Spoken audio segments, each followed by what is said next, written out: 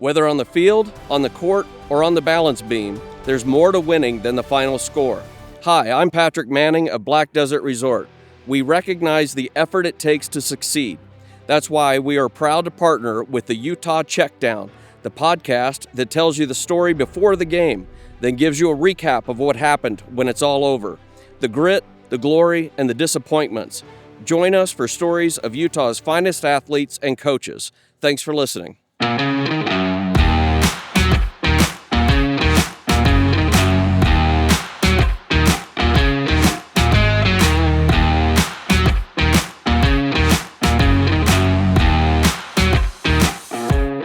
You're listening to the Utah Checkdown Podcast.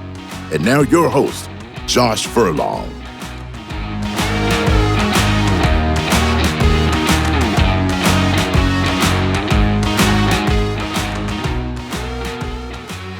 Welcome back to another edition of the Utah Checkdown Podcast. I am Josh Furlong. Happy to be with you today.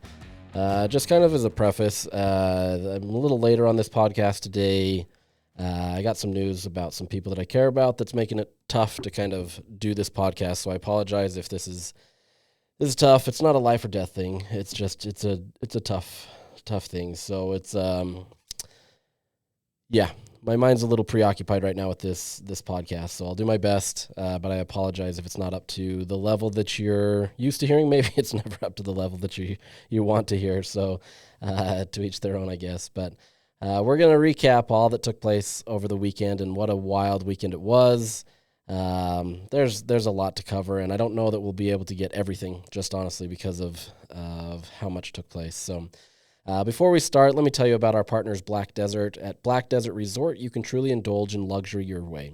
Whether you choose a sleek studio or an expensive 4-bedroom suite, you're just moments away from teeing off on a championship golf course, savoring top-tier dining, relaxing poolside, or exploring the rugged beauty of southern Utah. Whatever thrill you seek, it's right outside your door. Your journey awaits at blackdesertresort.com. Get lost and find luxury. All right, well, let's dive into this because, as I said, it was quite the wild night. The way that I broke it down is me and my BYU writer. We kind of had it out that whoever's team won, we would write the game story. And so I'm down on the field with 5 minutes left in the game, and by now it's starting to look at that, Utah's probably going to win.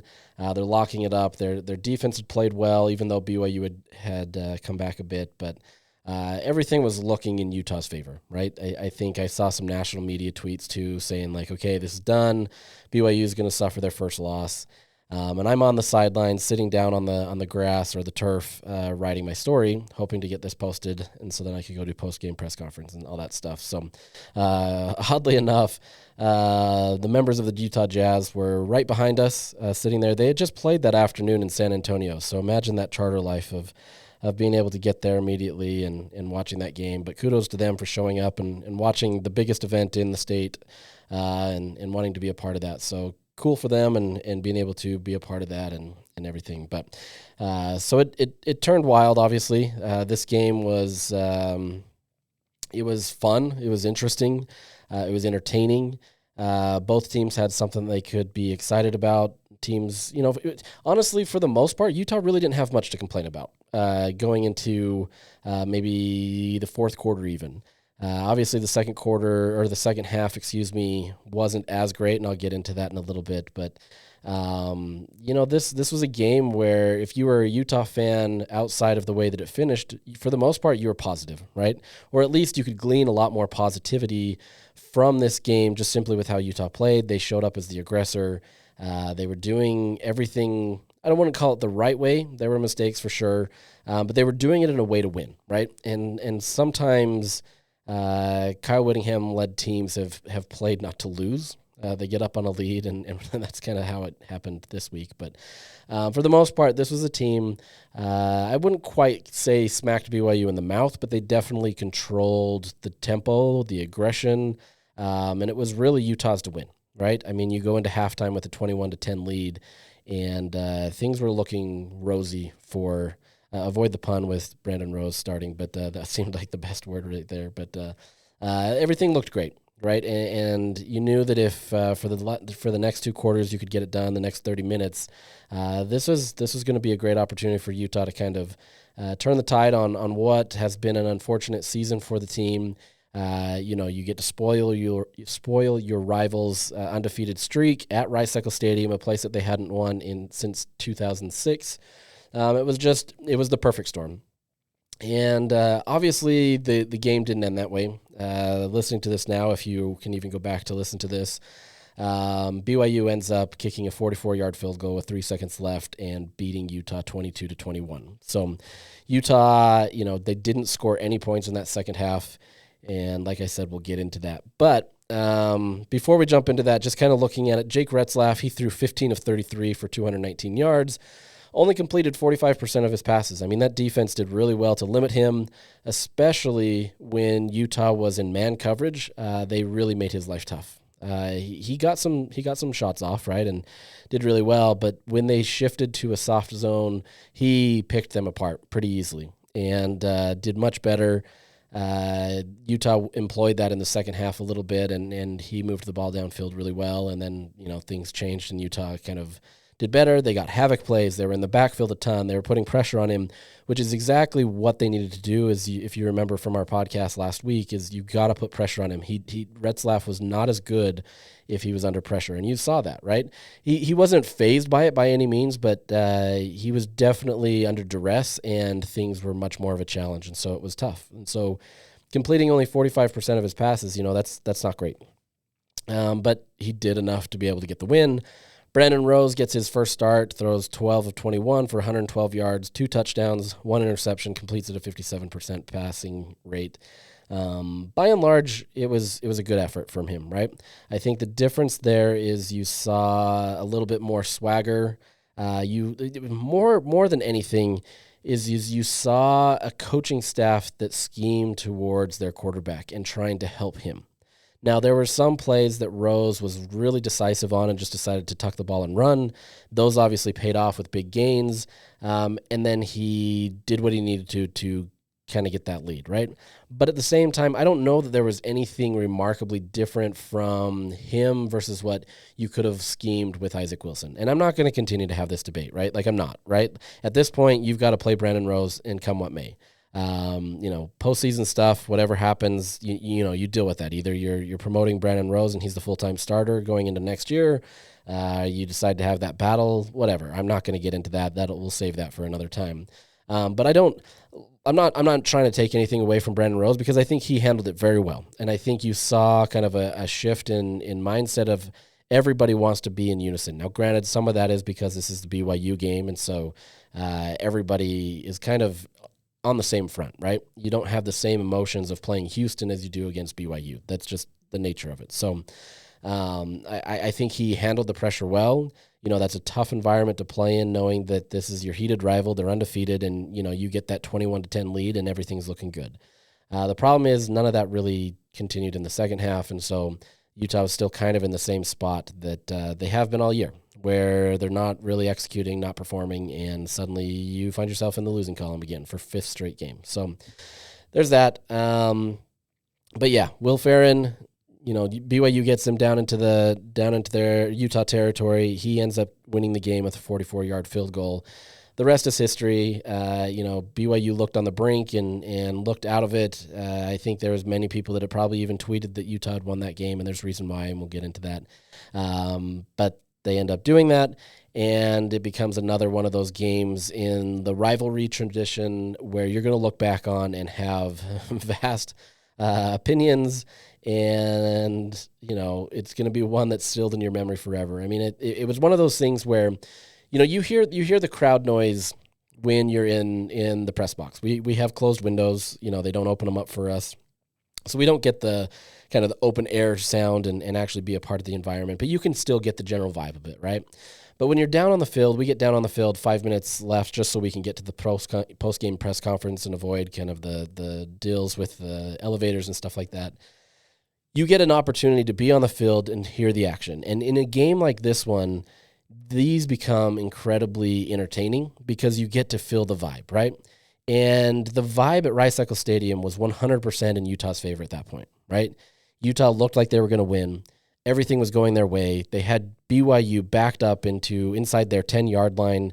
This looked like a Utah team that things had to break for BYU to win. And ultimately, Utah, in their estimation, they did win the game, right? There's a couple of controversial plays that kind of changed the tone of that.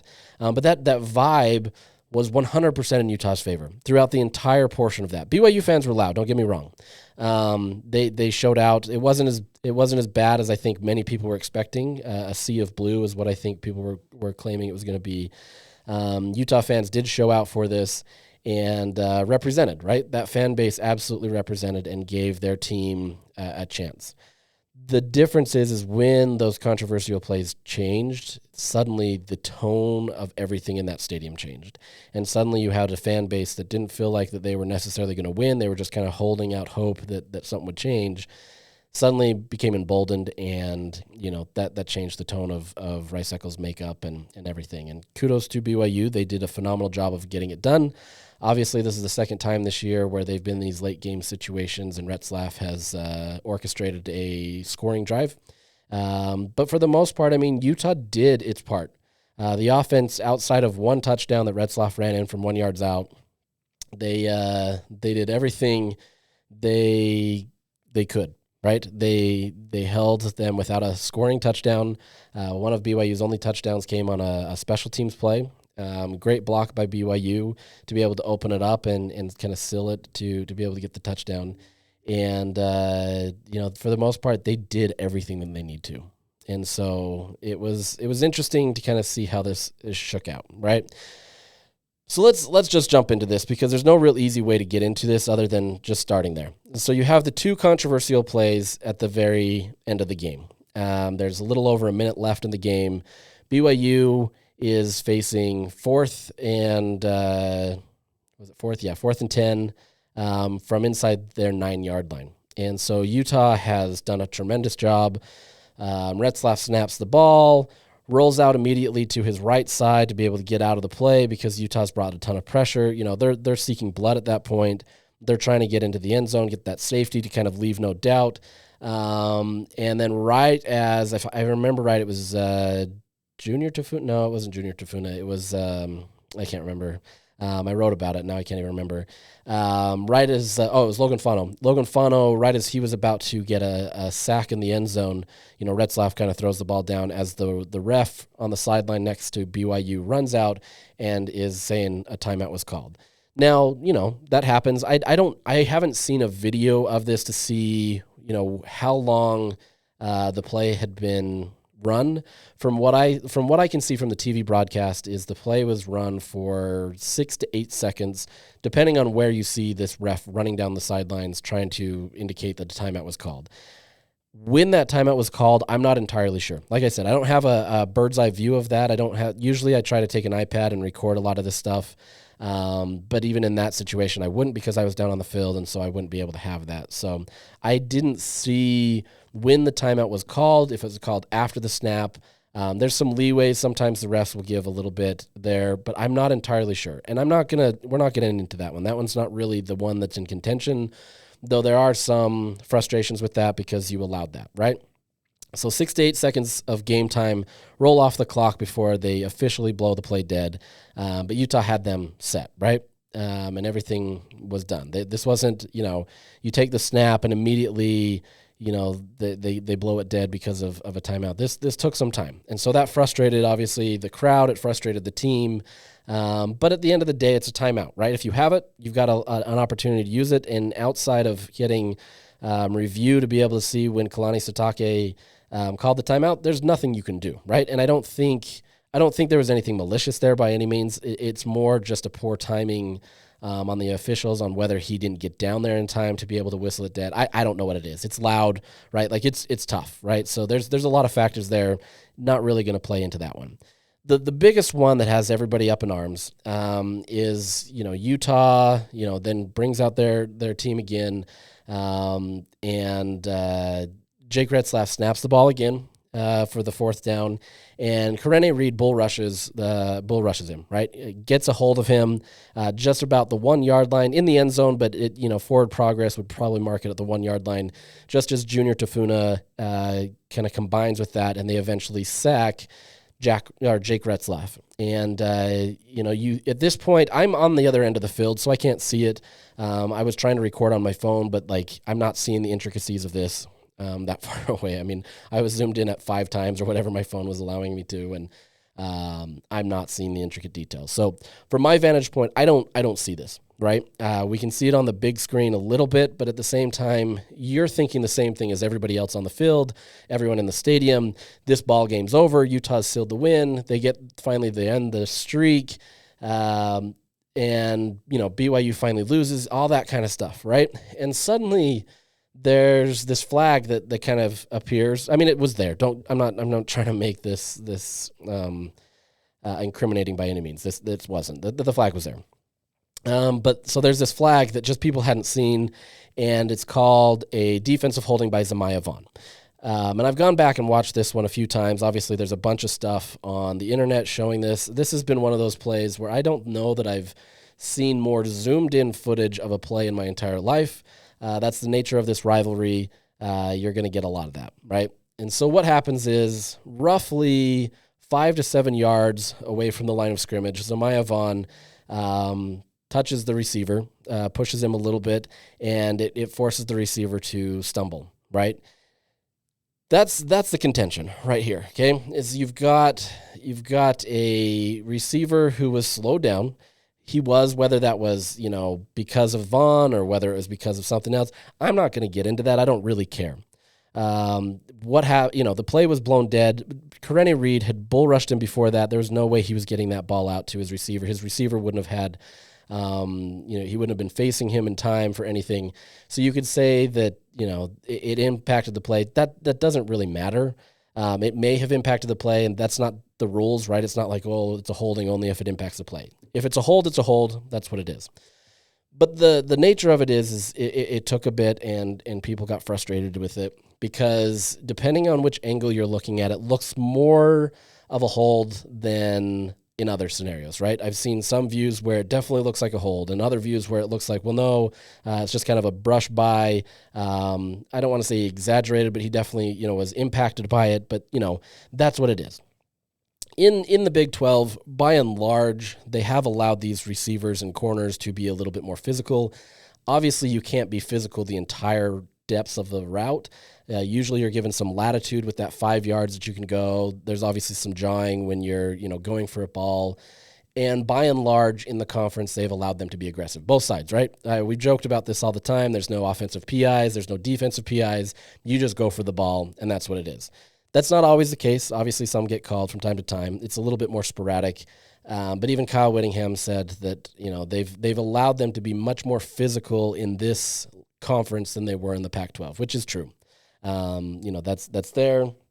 And so the frustration is, some people want to say, okay, even if it was a holding penalty, in that game, in that situation, you don't call it.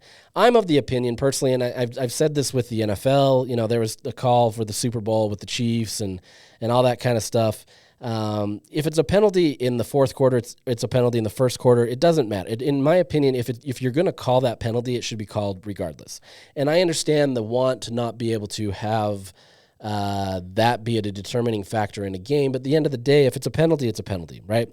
The issue comes down to is holding is kind of all over the place in football, right? You can look at it on both sides.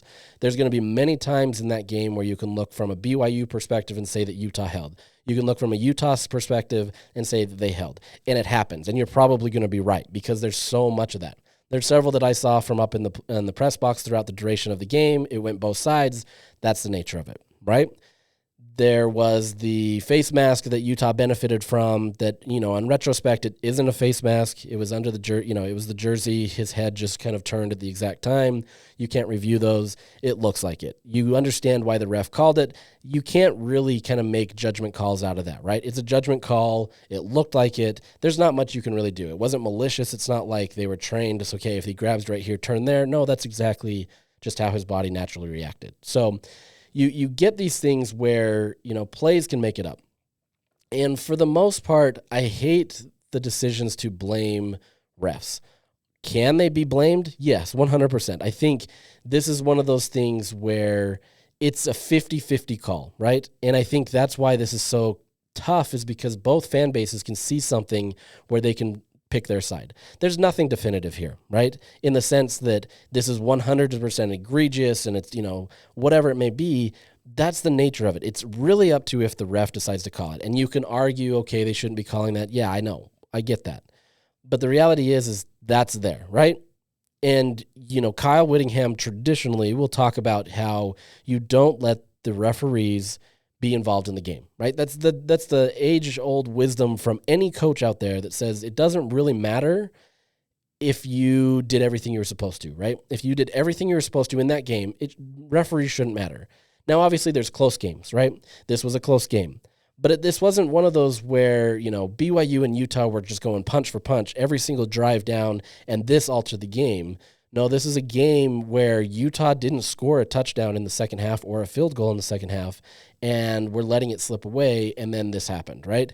This is going to overshadow everything that took place in this game. And I'm not saying it shouldn't, because there is a lot to this, right?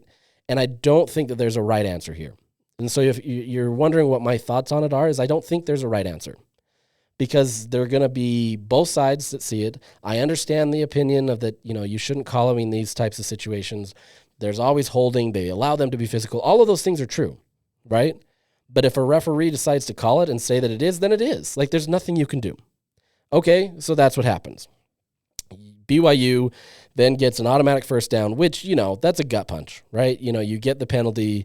It's suddenly a gut punch after you've held them in perfect position to be able to get there. And, Kyle Whittingham had said that he wouldn't have changed anything on Zemajevan's play, and I don't think he would, right? Like, I don't think this is him just kind of saving face and trying to, double down on it. I think that's exactly how they're coaching them. You're going to try to get a little bit of an edge in there every single time. And throughout the duration of the game, they have been doing that. You can go through it. You can look at the offensive line. They're getting little edges. They're getting little things. The wide receivers and the corners, they're always jawing at each other, trying to get physical, get an edge. There's always these little nuances that if you zoom in on a video, you're always going to find a receiver or a corner doing these types of things. Every game, whether it's in high school, whether it's in college, or whether it's in the NFL, they're all doing it. And they're going to all act innocent, right? Because that's their job. Their job is to be able to get an edge. And if you can grab a guy's jersey without a referee looking at it, you're going to do it. Now, I'm not saying be cheaters, but at the same time, you're going to play to the level of what these refereeing crews are going to allow. And if you're not trying, in my opinion.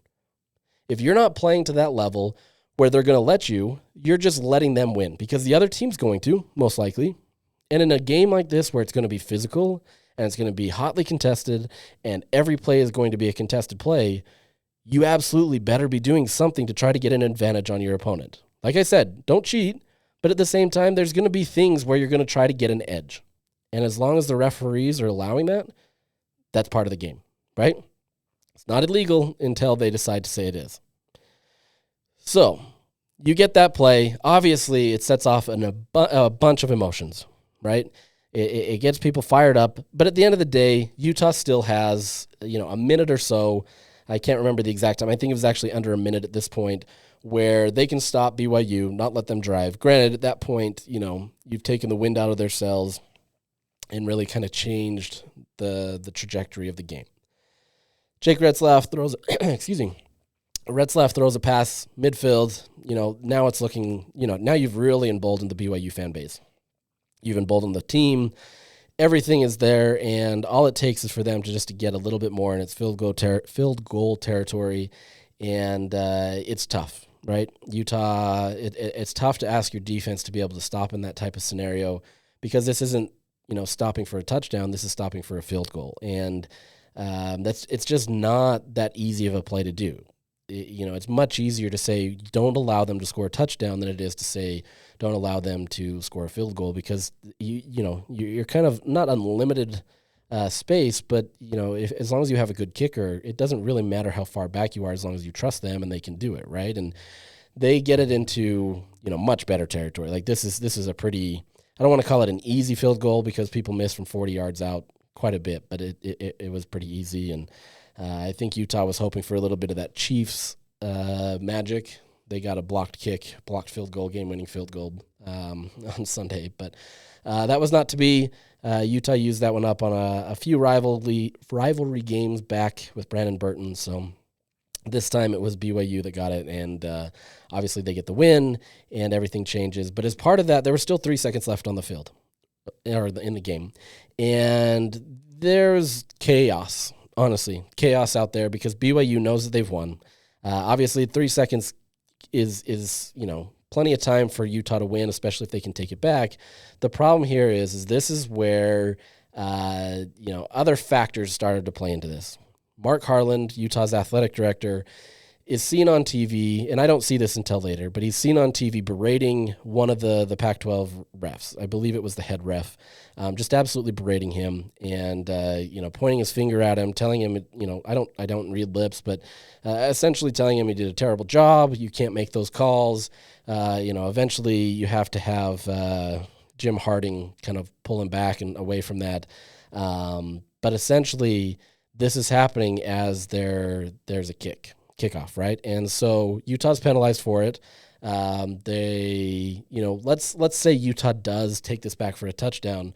Now the game is over because of your athletic director basically getting a foul.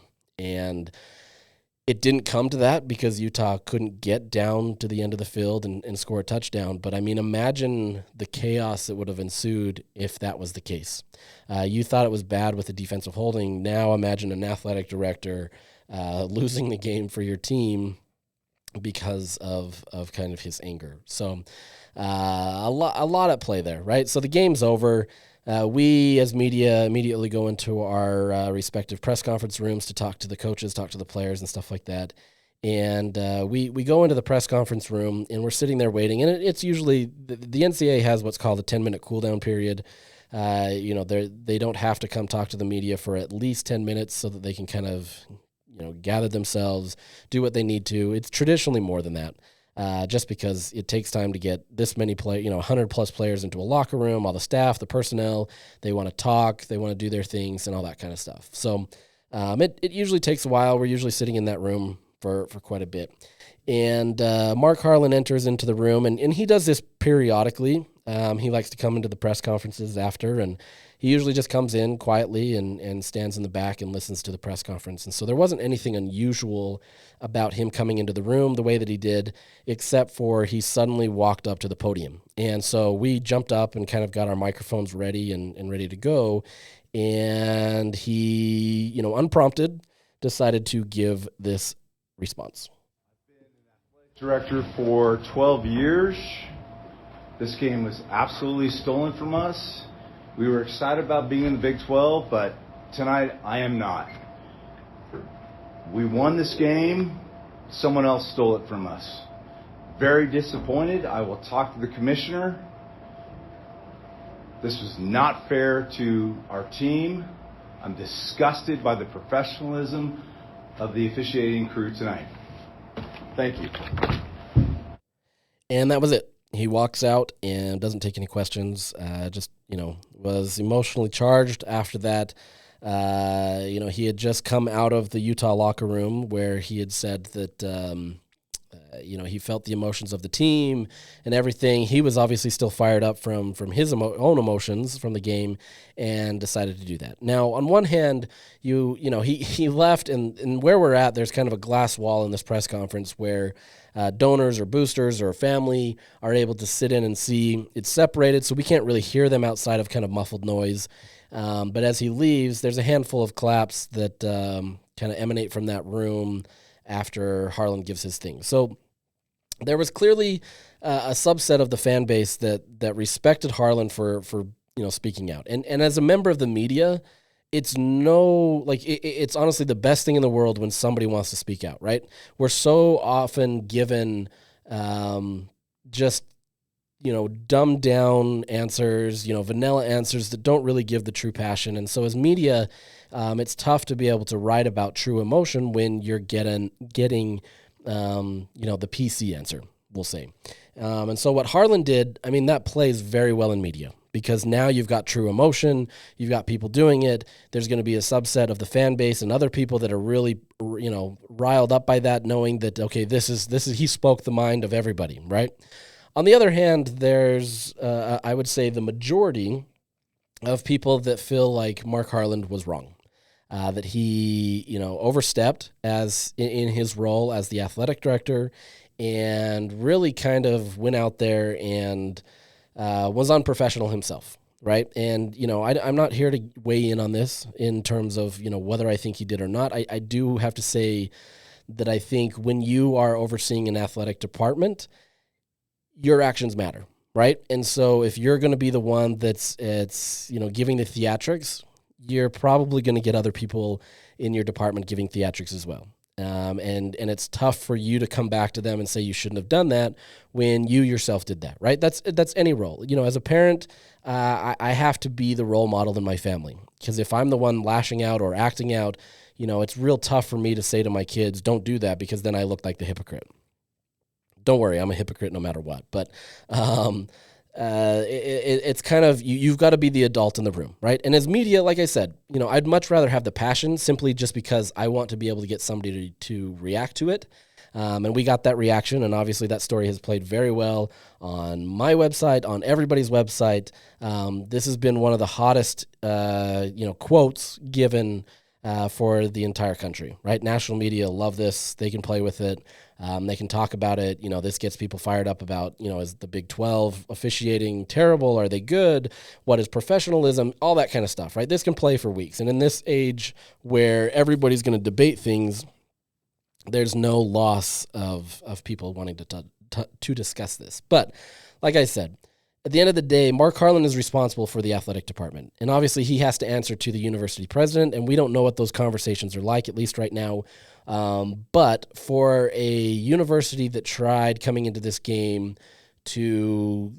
they had this thing called rival right? And well, that was a lot of rights right there. Rival right. They worked with BYU to kind of talk about, let's have, this not be so, I don't want to say dangerous is not the right word, but let's change the conversations about this where we can still be passionate about the teams, but still respect each other, right? And whatever your opinion of that is, whatever. But at the same time, you have a university president who is out there saying those right things, and that's what he's supposed to do. You're supposed to come out there and say, we're going to be civilized, we're going to do this, all that kind of stuff. And now you have your athletic director, who is arguably, outside of the head coach, the second most seen person in that department. You can argue basketball and all that other stuff, and you're right. But for the figurehead of a department, Mark Harlan is right there. There's probably not a lot of casual fans that know who Mark Harlan is, or at least know to the extent how involved he is in the day-to-day operations, but most people have heard his name. And so when you've got one of your lead guys going out there and saying what he did, that's going to put, some focus on your university. And now you go from a game that was incredibly entertaining and incredibly fun to now being the sideshow, right? And now you've got your athletic director who's now in the fray, letting his emotions get involved. And there's going to be people that have their opinions on that. And, like I said, you're going to have your opinions on that. Maybe you see it as a sign of weakness, or you see it as a sign of strength. Whatever you may see, regardless, he's the one that's responsible for the university. Kyle Whittingham is responsible for the football program. Craig Smith and Lynn Roberts are responsible for their respective basketball programs, etc. Right? They have their own things, but Mark Harlan is responsible for the entire department. And so he comes out there, and you get some true feelings from him, right? And I think that played into a lot that Utah didn't want to be in the Big 12, is what a lot of people were saying, right? Utah, to some extent, said that they didn't want, not themselves officially, but fans have said they didn't want to be in the Big 12. Now you get your lead guy out there saying that they're not happy to be in the Big 12. Now you're starting to wonder, were they ever happy to be there, or was this a landing spot for them because they had to? Whatever, we're not going to rehash that. But no surprise. He's fined $40,000 and is publicly reprimanded. The Big 12 said his comments were irresponsibly challenged the professionalism of our officials and the integrity of the Big 12 conference. There's a right way and a wrong way to voice concerns. That's from Brett Yormark. They said, unfortunately, he chose the wrong way. And for the most part, you don't get this kind of reaction, right? $40,000 is actually the highest that's been known, at least in the last decade plus, for a sitting athletic director to be fined. The last three from the Big 12 have been fined $25,000. So this is much bigger. My question is where this fine is going to come from, and I want to dig into that, because if this is Mark's private funds, okay, I don't think people are going to be upset. But if it comes from the university, you might have some people frustrated. But I want to see what that is. But the Big 12 said that if there is a continuation of these types of comments, he will face stiffer penalties. I doubt you get anything more from him. He's going to shell up and not talk about this outside of a statement that he gave where he said, "Last night following our game against BYU, I made clear my feelings related to the game officiating. However, I recognize that there are more appropriate times and avenues to express those concerns, and I accept the consequences of my decision." It's kind of the apology without apology. He didn't, apologize for the comments that he made. He later did say that he is happy to be in the Big 12. But at the same time, those emotions were there, right? And I don't think he has to, redact those comments or play them back and say that he didn't feel that. That's his true feelings, right? But at the same time, he understands, at least in a public setting, that that's not the way to handle it. And maybe this was his plan all along, but who cares what they find me? I'm going to say it, And to some extent, I appreciate that. If you really want to make a point and that's what you want to do, say it. Now, there's better ways you probably could have handled that, and there's probably better ways that you could have done it.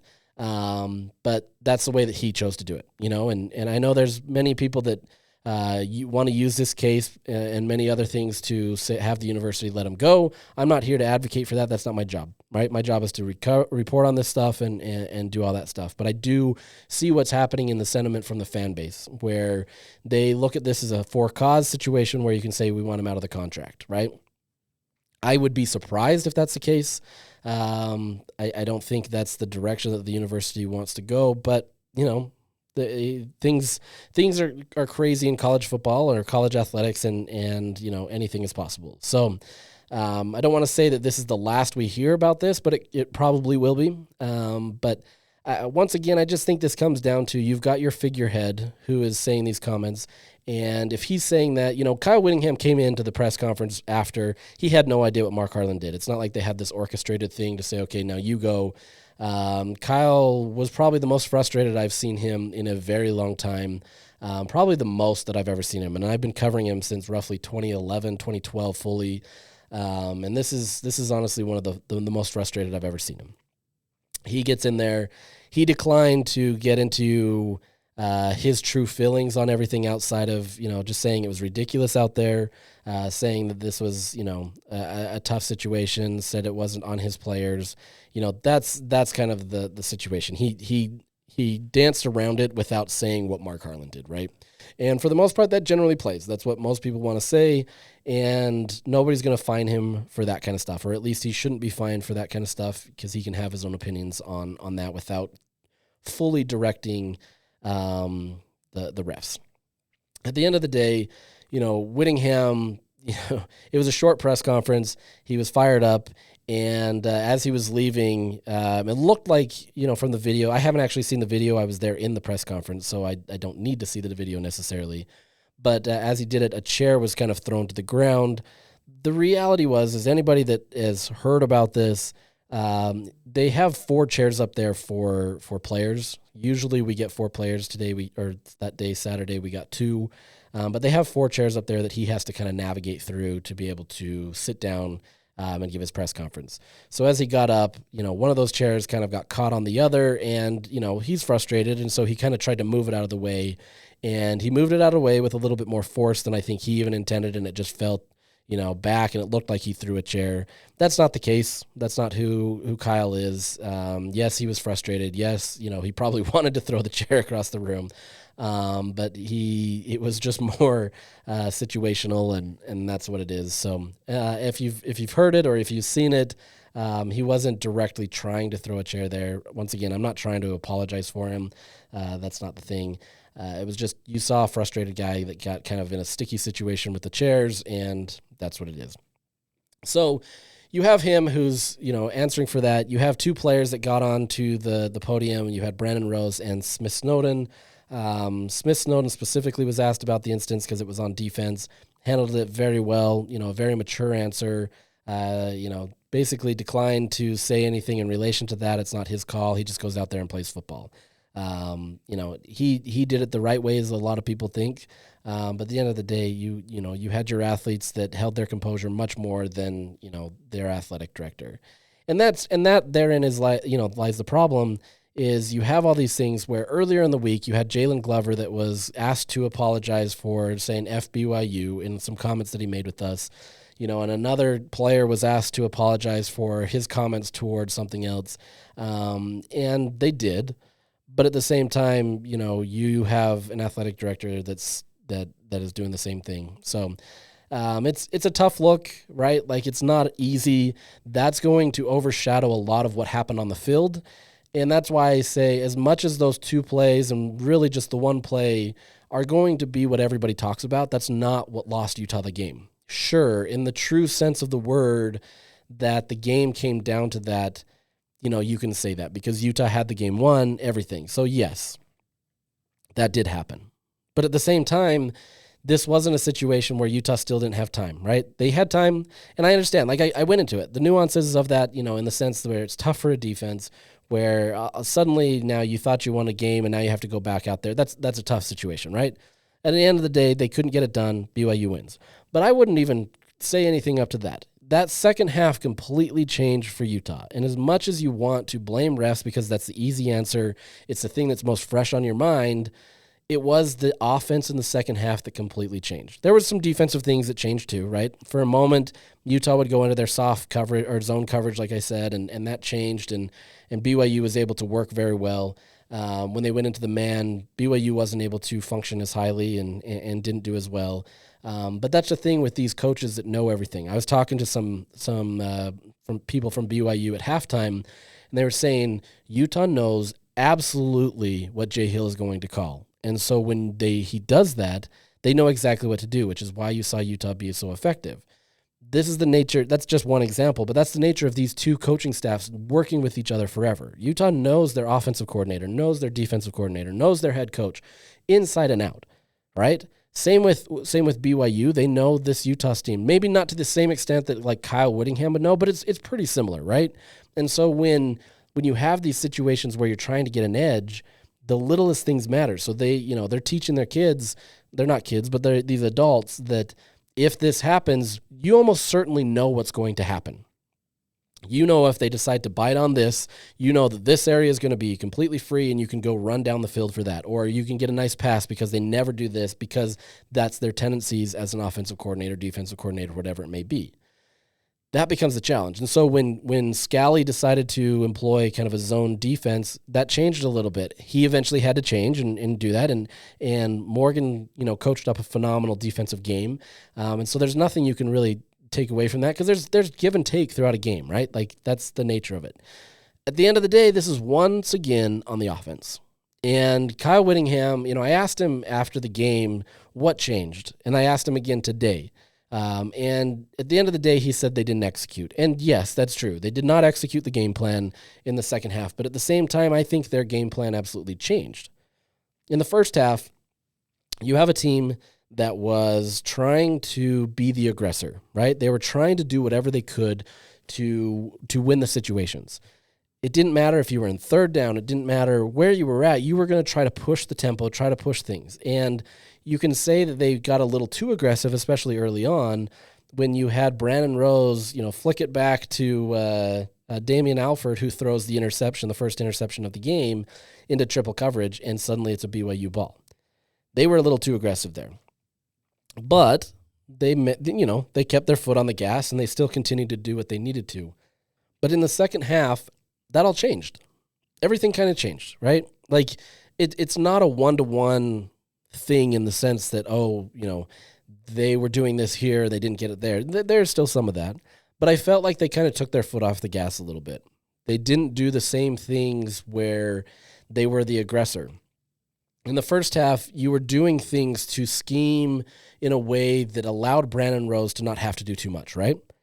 And he didn't have to. Like, yeah, he had 2 big runs, and those were obviously beneficial. But at the same time, he's not having to think too much. Now, with that said, he was fairly composed in the pocket. He looked good there and stepped up and made some great, especially 2 passes that I remember. There was one up the seam to, if I remember right, it was Dorian Singer, one of the best plays of the game, in my opinion. He just hit him. Everything was great.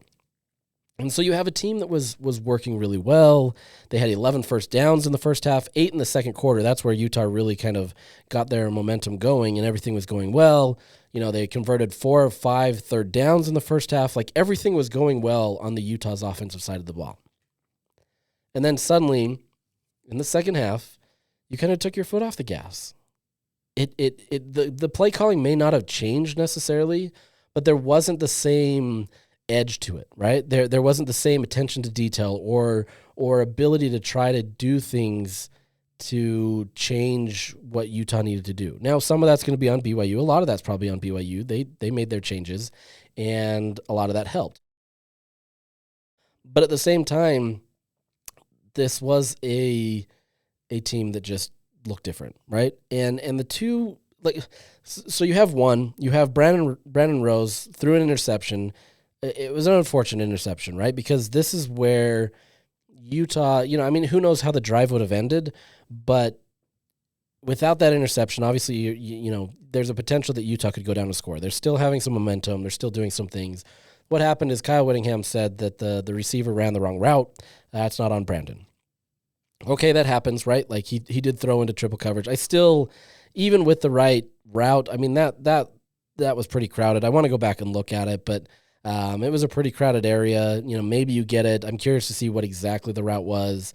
We won't know, but that hurt. You also have the aspect that Brant Keithy suffered a season-ending injury there, presumably his knee. Kyle Whittingham had said that it's pretty extensive.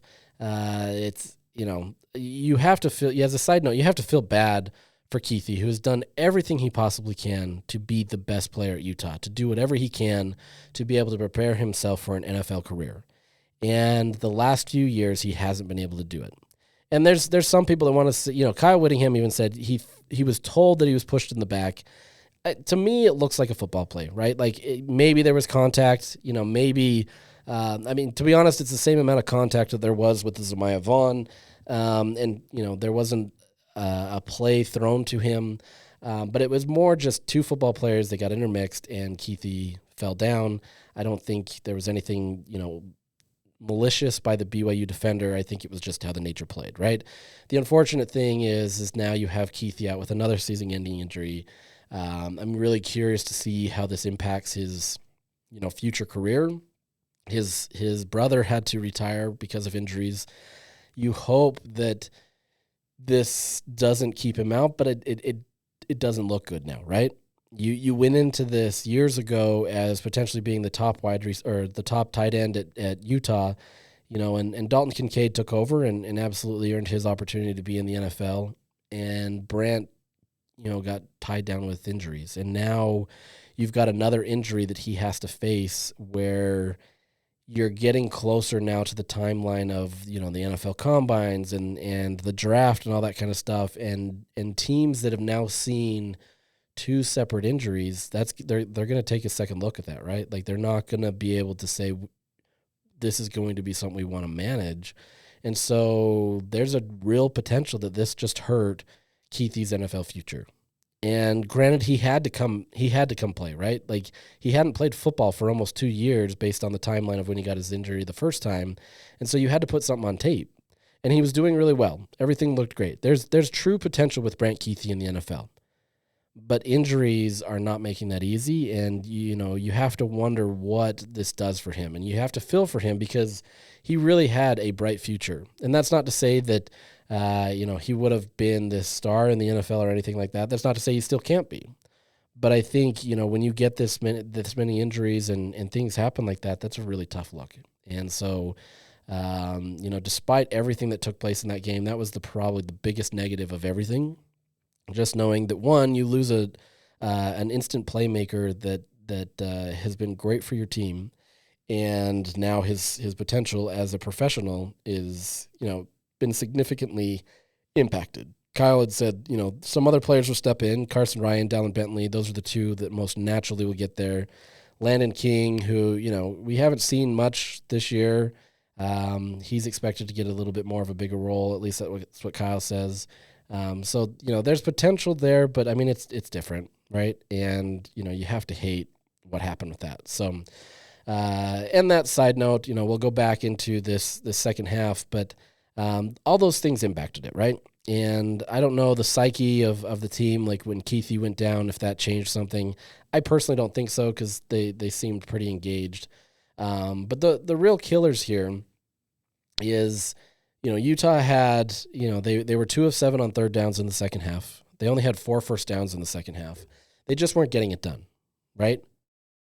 They like I said, they stopped being aggressive. And two of the drives that I say would be the most indicative of kind of where they stopped. And I say that knowing that there were opportunities there where the game completely changes if something, works in their favor here. The first is in the third quarter, about midway through the third quarter.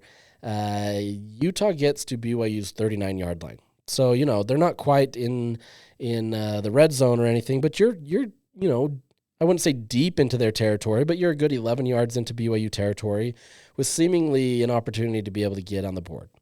And on second down, maybe it was, third down, second down, sorry, man. Brandon Rose throws a great pass to Mekhi Bernard, who, is running down the sideline, gets the ball essentially in his hands at the 1 yard line by the time it hits him, and he just drops the ball, right? Tough play. Mekhi Bernard's mad about it. It's one of those plays where if it works, everybody's celebrating and it changes the entire tone of the game. But if it doesn't, it shows one more of the frustrations of what happened with the offense. That's a tough play to get, right? It's a ball over the shoulder. Mekhi Bernard did his best to get it. Like, you're not blaming Bernard for that. Like, it was a great play. It just didn't happen. Okay, so that puts Utah in a bit of a sticky situation. They're now at 3rd and 10, and the play call was for Jalen Glover to run it off the left side, and he only picks up 4 yards. So now suddenly it's 4 and 6, and Utah is at the 39-yard line. And they don't really have, this is plus territory, and so you're thinking maybe they try something. It's 4th and long, so it's a harder situation, but that the game is still close. And if you don't get a score, there's a real chance that BYU comes in, right? And so I understand their decision to punt because you understand that, like, maybe we can keep them down, that gives us more field. If you don't get it, now suddenly they only need 61 yards to get a touchdown instead of, potentially 85, right? Maybe 90 if you get a good punt or more. But they decided to opt for the punt, and, it doesn't work out for Utah. Okay, you can say that one's the case where, it happens. Later in the fourth quarter, kind of similar situation. Utah actually was close to getting a first down. I think they were a yard short, if I remember right. And Landon King gets called for a holding penalty. I haven't gone back and looked at this one, so I don't remember it. My knowledge of it, I believe it probably was more of a holding penalty, much more than what the Zemiah Vaughn was. I don't want to speak too much on that one because I don't know fully the extent of it. I can't remember it all that much. But it essentially pushes Utah back to 3rd and 11. Tough penalty. They called it, so be it. Maybe that was the trigger right there that they were going to call something, right? Maybe they had to learn from that to say, okay, they're being physical. Once again, I haven't watched that play back, so I don't know how much more of a penalty it was compared to Vaughn's, but I know it was definitely more contact than what Vaughn had. So the next time, Brandon Rose then throws a 4-yard pass to Singer on 3rd and 11. Once again, Utah's deciding to throw it short of the sticks in plus territory. And they end up taking a penalty so that they can get back a little bit more and then punt. But once again, you're inside of BYU's territory, which is generally speaking, granted, hasn't been much this year because the offense hasn't moved, generally speaking, an opportunity for you to go for it. It's 4th down territory, right? And that's not to say that it's always that, and there's always situations where you can have more, but this was the case where you were playing not to lose. and the defense was doing well, so you understand that, right? Like, the offense hadn't really scored anything. I can't remember when Retzlaff got his 1-yard touchdown, so I think it was in between those two drives that Utah had. But the reality is BYU was making more plays, right? And you weren't. And so, yes, you want to rely on your defense, and yes, you want to be able to do that, but like it's a challenge. Like, honestly, the one in the fourth quarter is probably tougher because you're more at midfield than you were the one in the third quarter. And I know you can't go back and rewrite history, but that becomes the challenge where now you're putting it in BYU's hands to win instead of you putting it in your own hands and doing that. I mean, I think I understand the desire to want to be safe and want to not lose, right? But there comes a point where you kind of have to play to win. And I don't feel like Utah did that in the second half. They played to stay, and this is, this has been a Utah thing for a long time. But they didn't do what they needed to be able to win the game. And so, you can say all you want about the penalties, and you're probably right? Like, if you want to sit there and complain about the holding penalty, have at it. Because I think you can have a justifiable case, but at the same time, you don't either. Because your offense didn't do anything in the second half. You didn't score any points. You were held scoreless. And you couldn't get the stop when it mattered most. Now, like I said, I'm not putting that on the defense. I think they were put in a very tough situation, especially in the emotions of that. To me, once again, this comes down to the offense not executing, but also not even just the execution. It's just scheming up plays that work for the offense so that they can do well.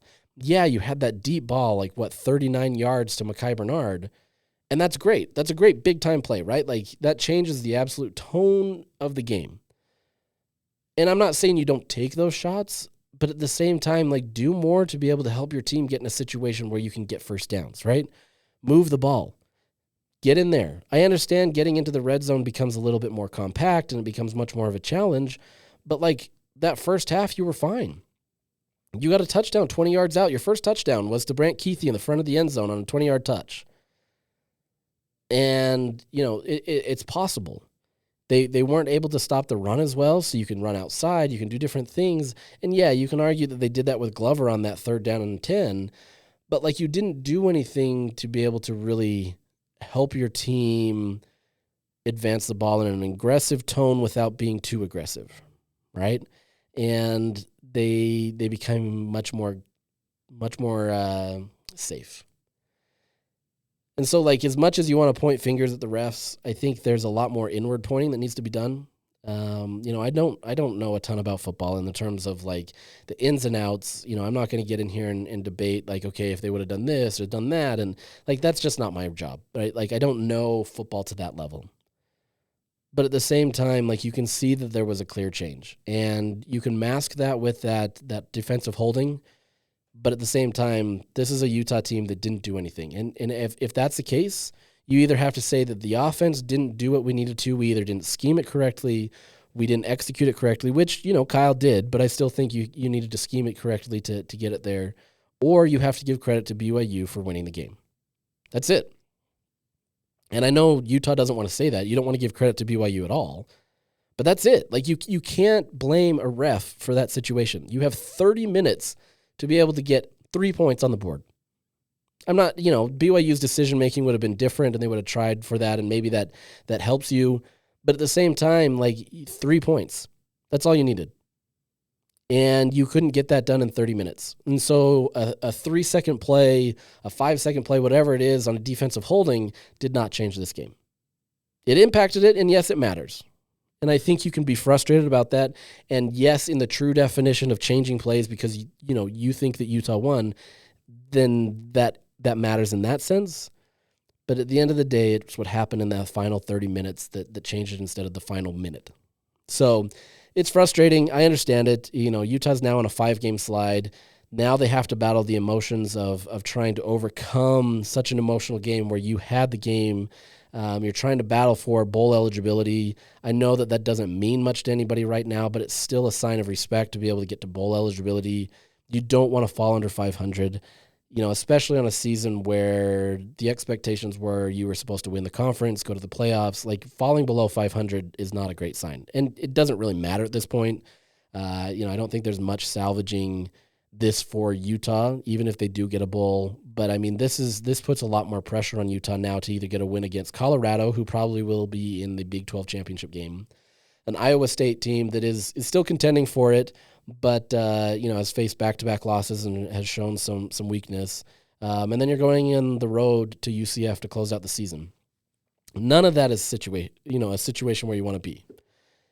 Beginning of the season, this looked tough, but it's much, much more tough because of the optics and everything that's gone on. So, not great.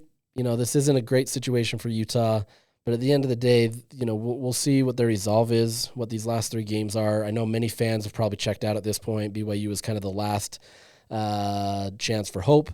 But I think it'll be curious to see what this does for the team moving forward next year, what changes will be made, all that kind of stuff. So, I hope this was informative for you. I hope that, it helped a little bit. I know it doesn't because your team didn't do what they needed to get a win, knowing that it was a very winnable game. I've heard from some people that they didn't think that BYU was that good after playing that game. I don't think that matters. Personally, I think that BYU is good. The fact that they can come and win shows that they're good. They did it in a way where Utah undercut everything they did, and they still found a way to win. I mean, that shows the true definition of a good team. It doesn't make it any easier. You want to see your rival, die. You want to see them crumble. You want to see them lose every single game. But this is a good team. And, they had a lot going against them. The history of trying to win games at Rice-Eccles Stadium. John Beck was the last quarterback to win at Rice-Eccles Stadium. This just doesn't happen that often. A team that has coached by all of, they've been on Utah's staff forever. Like, everything is known. This is a tough challenge. They have to play, not to make mistakes because they're undefeated. It was a tough test, and they executed it and got it done. Whether you believe in the miracle side of it and everything worked well that way, who cares? They're winning. It's just not easy for you to hear. But moving forward, we'll continue this. We'll preview the Colorado game. This is the game that, is it the other rivalry? I don't know. I don't know that this is really a rivalry, but I think Colorado's going to have some passion to want to beat Utah here. Obviously, I mean, it makes sense, but I think there's some extra juice there. I don't think it's the same as the BYU-Utah. I know it's not the same as the BYU-Utah, but there's going to be some juice, and Utah's going to try to spoil their season as well. But the question will come down to their resolve and kind of what they're able to do. So we'll check in on Thursday and see what we can do, but we will call that a day, and I hope you have a good week, and we will chat later.